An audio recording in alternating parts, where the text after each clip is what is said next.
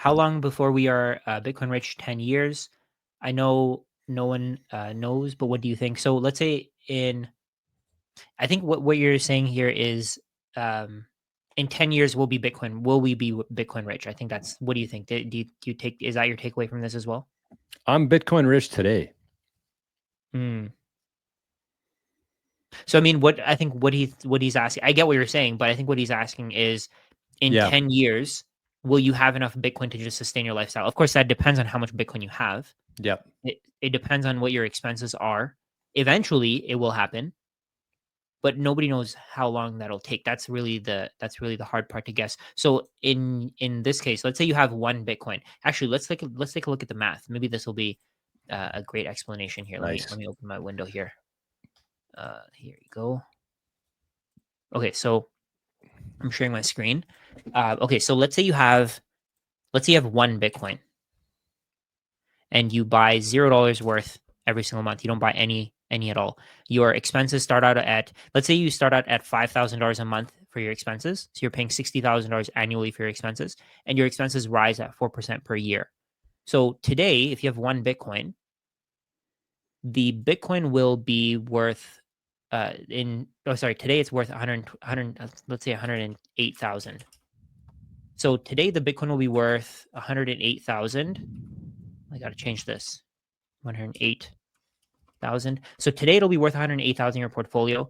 Eventually it'll be worth way more. So if Bitcoin rises, this is very conservative too. What would you What's think? your Is rate this here? conservative? 20%. 20. Wow. I think that's pretty conservative, right? Why so bearish? Yeah. I guess that's true. But let's say, okay, so let me actually add a column here and we can discuss. So at some point, I added the wrong one. At some point, your portfolio is going to be worth so much more than your Bitcoin your Bitcoin is going to be worth so much more than your expenses that you're not going to have to worry about paying for things. It's just going to become extremely simple because the price of Bitcoin is going to rise. So let's look at this. So right now, if you have $60,000 in annual expenses, you have one Bitcoin. Your portfolio is worth 1.8 times the expenses that you have each year. Then next year, if Bitcoin rises at 20% and your cost of living rises at 4%, it'll be 2 times. Then it'll be 2.3. At some point, it'll be 6 times. Then at some point, it'll be 20 times. So at this point in 2042, if you don't buy any more Bitcoin, your Bitcoin is going to be worth 20 times your annual expenses, Oh, wow. right? So at that point, if you wanted to, you could do multiple things here. We discussed MSTY in one of our videos, which where basically you could borrow against your Bitcoin, you could buy MSTY and use the dividends to pay for your expenses, or you can use the dividends to pay off your debt. But you can also just start selling your Bitcoin if you want to. Yeah, I think that's what people need to really, I would say, cement into your brains, because Rajat's assuming that you're going to have one Bitcoin or whatever that amount is, and you're not going to be getting any more Bitcoin, which, at some point, I think we're all going to look at our Bitcoin balance, and that's pretty much going to be the peak of it, right? Yeah. Because no matter what you do, you're not going to be able to increase that very much, but it's just going to go down because we do have to live. We have to pay for things. But here's what people need to know is, even if you did, like Rajat's saying here, have one Bitcoin and you just lived off of that, even though your balance in sats would continue to go down over time, your purchasing power would outdo that. Yes. So your sats are going down, the balance of your sats are going down, but your purchasing power in that same time frame is going to go up, assuming that Bitcoin is 50, 40, 30, 20% up over time, which I do think it will be. I think we're going to slowly go down, but I still don't think we've hit the peak yet, because again, the adoption curve, we're not at the sharp part of this thing yet. So Yeah. I think that everybody's saying that 50% is going to fade down. Yes, I agree. But over time, and I think over this next decade, it might get up to 50, 60, 70 in fiat terms anyways, in purchasing power. But yeah, that's what you got to keep in mind there, is that sats balance will go down, but what Yeah. you're able to buy with that balance will go up over time. And that's Right. how you're going to be able to live off of that. That's the key. And then something else that I wanted to mention here. So if your expenses are converted into Bitcoin, if you look at your expenses in terms of Bitcoin, the amount of Bitcoin that you're spending each year is decreasing over time. So we can see that here. Let's say in 2031, your expenses would have gone to 75,000. But in terms of actual Bitcoin, your expenses would have gone from 0.55 Bitcoin all the way down to 0.23. So one thing that you could do is you could see what your expenses are going to be in terms of Bitcoin, and then you can add those numbers up. So let's say if you want to retire in 2040, you only have one, you stick to only one Bitcoin, you start spending your Bitcoin in 2040. So if you wanted to retire, this is how much Bitcoin you'd spend after you retire at most. What is it? What's the 0.48 Bitcoin. amount? I can't see it. 0.48. Per year? Half of Bitcoin. No, in total. So if you start spending in Oh, 2040, geez. if you start spending in 2040, you have one Bitcoin, your expenses are going to go up to 108K. That's going to be 0.06 Bitcoin, so 6.4 million Satoshis.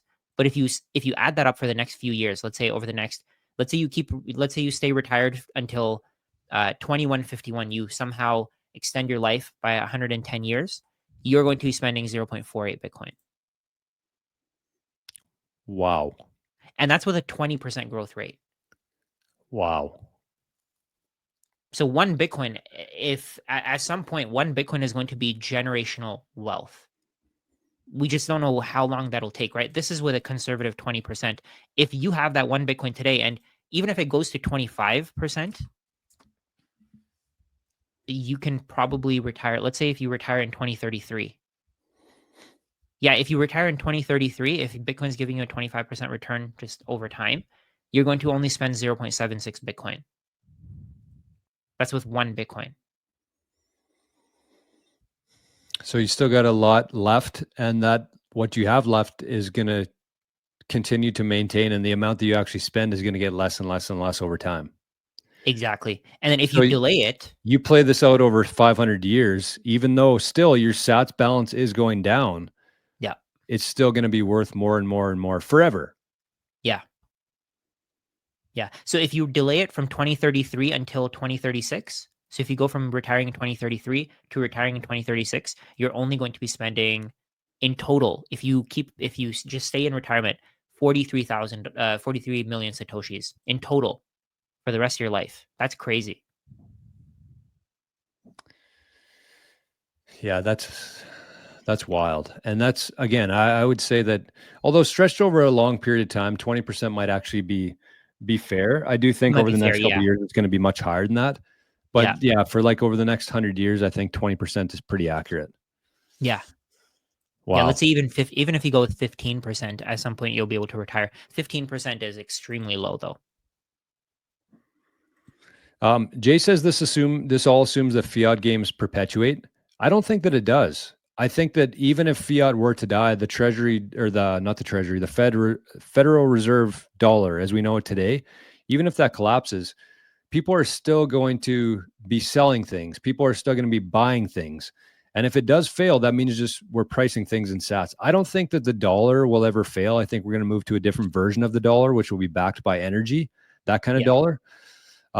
Just so you can build kind of layers on top of it. And so with dollars like that, I think that kind of extends our millisat a little bit. I don't know. There's a lot to think through there, and it's hard to do kind of on a live stream like this. So it seems too good to be true. That's kind of how I feel within Bitcoin for everything. It really seems too good to be true. But when you understand Bitcoin, when you understand what you're holding, and that's why I think that people really need to shift their focus a little bit from looking at the price, looking at streams that pump them up. They should be 100% focused on securing that Bitcoin.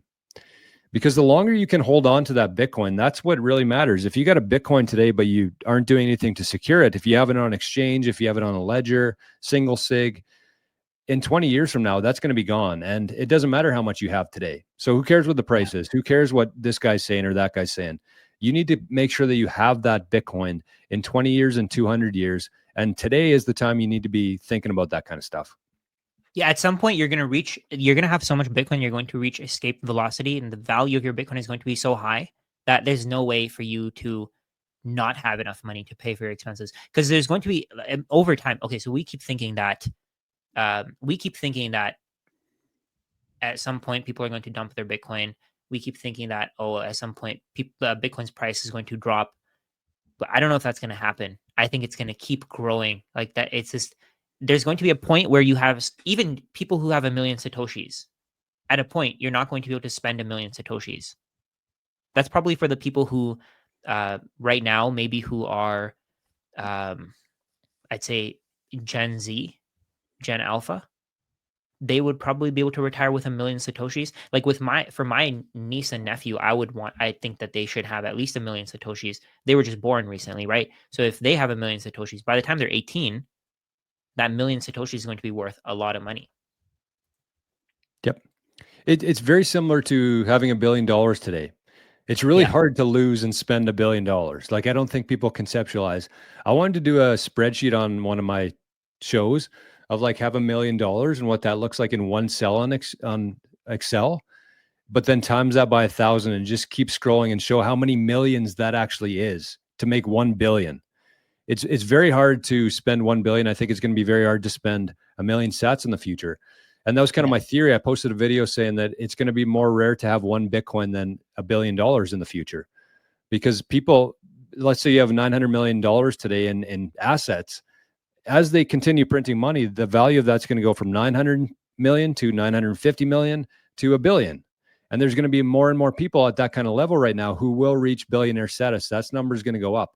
But the number of people who have one Bitcoin, whether they don't protect it properly, whether they start spending it on things because they had it for a while, the number of people with one whole coin is going to continue to go down forever. So billionaires are going up forever because of the money printer, and whole coiners are going to go down forever. And at one point, they will diverge, and that's when it'll be more rare to have one Bitcoin than $1 billion. yeah. And then because it has a finite supply, you're always going to run out, right? And no matter what price it is, if you have 1,000,000 Satoshis today it's going to cost you, uh, what, 100 or $1,100 to buy 1,000,000 Satoshis. Yep. Eventually, people who are willing to sell 1,000,000 Satoshis for $1,100 are going to run out. They're not going to be willing to give you a million Satoshis for $1,100. At one point when I was making videos on, when I made I have this Bitcoin for beginners webinar that I made, maybe 2 years ago. At that point, no, actually not even 2 years ago, maybe a year and a half ago. At that point, you could buy 0.01 Bitcoin for $360, Yeah. and today it's going to cost you 1,100. Yeah. And we're talking in years here. Plays out decades.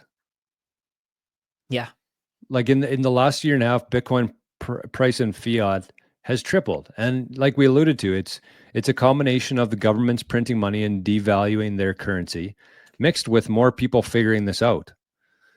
yeah. That's what's driving this. And you think about a year and a half or 2 years or however long that was for you, but like play this out over a decade and then 2 decades and see what everything looks like. Yeah. I hope these videos never get taken down, because I feel like these are gonna age pretty well. Oh yeah, People on the internet, definitely. we see comments every day. You guys are idiots. You guys are bozos, dipshits, whatever you want to say. But like, I love these kind of videos because we're going to look back in a couple of years and we might even be on the low end of things. Like, that's how this Yeah. thing could play out. Yeah, look, with the numbers that I was playing out there, that's with a 20% return. What if the Yep. return's 40% and it consistently stays at 40%? And that could actually happen because if nobody's willing to, if let's say, okay, so MicroStrategy keeps buying more and more Bitcoin. I was looking at the numbers. One of my friends actually, he gave me a huge response on why Bitcoin's going to fail. At the time when he sent me that response, MicroStrategy had 190,000 Bitcoin. Today they have 576,000. And that was only a year ago. That was February of 2024. Yeah, I mean, like, even with that, like, just take a step back from all the crazy things we're saying right now. Like, just look at it this way. That sailor, if you look at his chart of buying, when did it accelerate? It accelerated in November 2024. Yes. That's when there was a new administration in the US. Sailor spoke about this numerous times. It really helps when you have the government not on your team, but not trying to kill you. That helps. That makes things a lot easier in your life. And you have that. So Saylor just ramped up his purchases as soon as there was a new administration friendly to Bitcoin. But the other guy, Howard Lutnick, he's Trump's Secretary of Commerce or something like that. His Something like that, company, yeah. Cantor Fitzgerald, $1 billion firm, they have half of their fund in strategy. I Wow. think it's 49% of their fund they're holding in strategy. Do you guys think that they might know something that's coming here? Like, just take a very logical look at this whole thing that's playing out right now. Do you think that they, and this isn't Howard's personal money, this is his client's money. He would not be doing this. He would not be taking that size of a bet if he didn't know what was coming here. Yeah, completely agree. It's so true. If he didn't know, and think about it, he's like an insider. Oh, 100%. He's the He knows where things are going. 100%. He's in Trump's office every day. How you can't get inside of that. Yeah. Yeah. It's So I don't know. It just goes back to the fact that I understand that most people, the average person, just doesn't have time. And the reason they don't have time is because fiat is stealing their time. They're having to work harder, get less, more stressed, relationships ruined, crime up, food shittier. The list goes on and on. I get yeah. it. But like at some point, there's got to be something that happens where people are like, okay, I should maybe spend just a little bit of time learning about Bitcoin. Maybe I should take whatever I have here and buy a little Bitcoin because this thing is not going away. It's not. Yeah, you have no reason to ignore it anymore.